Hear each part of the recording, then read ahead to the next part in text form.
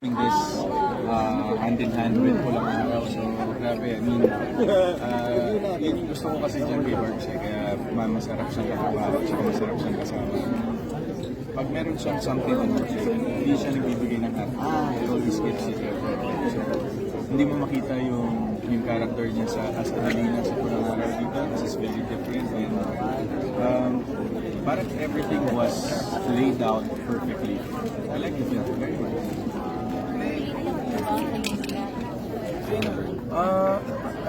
Yes, tama kasi si Barbie. Minsan talagang hindi lahat ng tao malakas yung palaging malakas. Like sa mental state.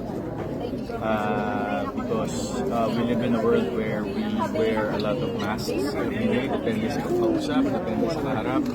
But yeah, I think there's nothing wrong. Especially, I think it's more of that this goes to the families and friends. Always check on someone, kamustahin niyo sila. Malaking bagay yan. Hindi kawalan sa oras at kawalan sa pagkatao ang pangangamusta sa mga taong mahalaga sa so that's the reminder of this film. Super. I mean, parang ano kasi si Barbs fine wine habang tumatagal. Kumbaga kung pasarap ng pasarap siya, pagaling ng pagaling. Giting. July 13, no?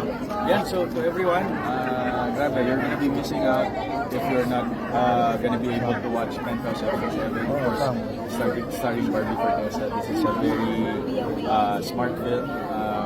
It's a very unusual horror film that tackles current issues with its storytelling. So panoorin niyo po July 30 in cinemas nationwide. Thank you.